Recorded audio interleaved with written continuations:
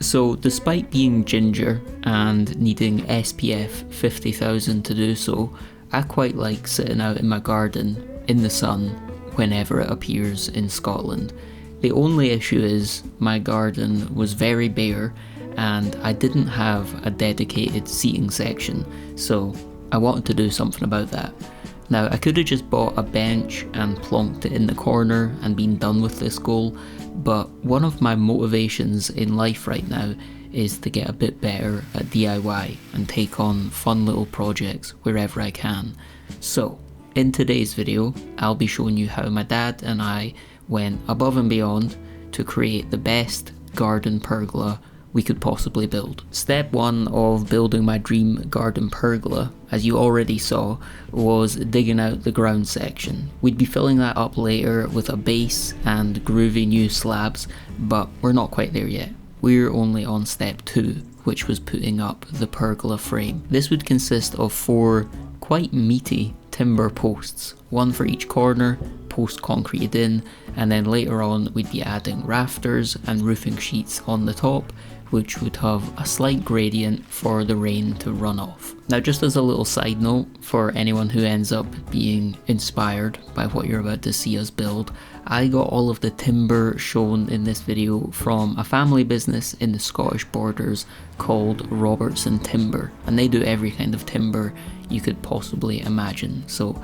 I'll link them below along with the sizes and everything else we ended up using in this project. I know there are people watching this everywhere from New York to Timbuktu who probably won't be going out of their way to buy some fencing posts from a business that's just down the road from me, but I just quite like shouting out local businesses for anyone who is near me. So with the main 4 posts in, me and my dad started building the top part of the frame. I should mention this project did take us a few weeks and we'd kind of just go at it whenever we had a few hours to do some work on it and when the weather was decent. I'm just conscious that we're only a couple of minutes in and there's already been a few different outfits on display from us both. So this wasn't the result of us doing like a lookbook or anything.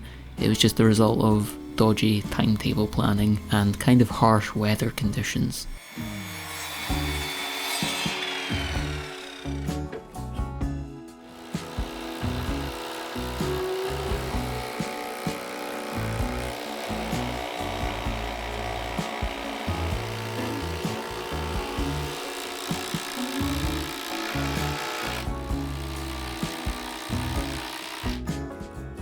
Once the main frame was built, it was time to add the rafters, which is what the roofing sheets would sit on top of. For these, I knocked out wedges from the wood at a shallow depth on one end and deeper on the other, so that they could be slotted onto the frame and then drilled in. The reason we did one end much deeper was so that it would have a gradient, so that the rain would roll down the roofing sheets and off into the hedge at the back of the pergola. The wedges I cut out weren't the tidiest, so my dad planed them down while I wrestled Harry.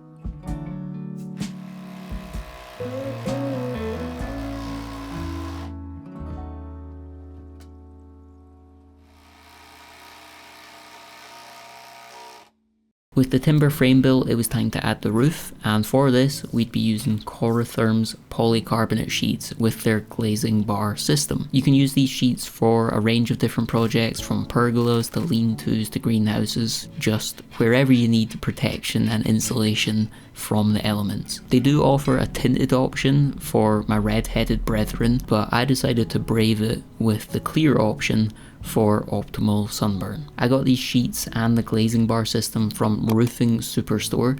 I actually asked them to sponsor this video and they kindly agreed, which is always very much appreciated. And later on in the video you'll also see the aforementioned groovy slabs that I got from their sister store, which is named Landscaping Superstore. A quick word of warning, I'm about to say the word store a lot. So for a bit more info on today's sponsor, both Roofing and Landscaping Superstore are part of CMO Superstores, which are a group of online stores which make up the UK's largest online building merchants. With more than 100,000 products, they've got roof windows, insulation, drainage, guttering, doors. In a nutshell, if you need a product for your home, they've probably got it. So if you want to replicate the project in this video or need anything at all for any projects you're currently doing on your home, you can click the link in the description and using code PATCHY you will get £30 off any orders over £300. Both Roofing Superstore and Landscaping Superstore offer industry leading customer service, and with their super reward system you actually get rewarded for improving your home by earning points from your orders, which are then redeemable for money off on your next project. So I'll link them below along with all of the products I used so that you know what to pick up for yourself if you're keen to give this project a shot for yourself. I'll also include a link to how to install the roofing sheets so that you know the step-by-step process involved there. After each sheet was cut, fit and sealed at both ends, I then added and tapped down the top section of the glazing bars to lock the sheets in place. This part of the process was very satisfying and it just gives such a clean, good looking finish. To be honest, we found the whole Corotherm system itself to just be very clever and enjoyable to use, and seeing this part of the project come together, I was just really pleased with how it was looking. I know I said before that I like sitting outside in the sun, but standing or sitting under this roof in the rain is also very enjoyable. Just hearing it plonk off the top before running off and down into the hedge, there's nothing like it. Finally, to complete the roof section, my dad did the final job of adding silicone and then fitting the end profiles and caps. Now that the roof was finished, the next job on the agenda was sorting out the patio below it. To start with, we put down a couple of tons of type 1 and raked it about to give a good surface for the slabs to go on top of. This was obviously quite bumpy as it was, so to resolve that, I hired an absolute weapon of a vibrating plate compactor which batters the type 1 down into a much smoother surface. As you can probably tell, I've never used one of these before, and I was a bit worried about accidentally vibrating myself into hospital, so I was walking around like Mr. Burns. After getting my arms shuggled off, my dad had a go, and he just looked much less like Mr. Burns.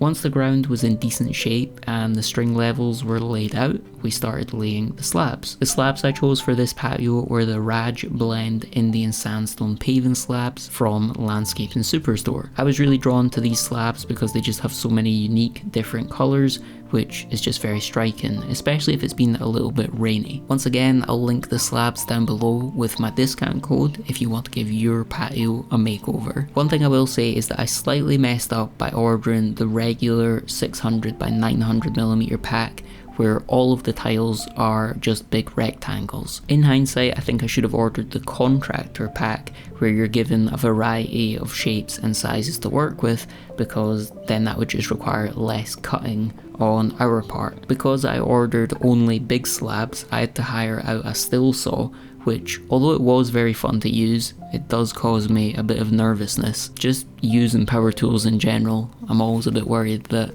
I'm going to lose a toe or accidentally renovate my hairline. For the slabbing process, we found that a good system to work with was me doing the measuring and cutting, and my dad doing the cementing, placing and levelling of the slabs. I'd say that overall this was my favourite part of the process, just seeing it all come together. We didn't have an exact system for choosing what slabs should go where, and kind of just did it all with our gut feeling. So if there are any professional slab layers out there who are feeling a bit queasy about the shapes, styles and lack of specific pattern that we used, well, I'm terribly sorry for causing you grief.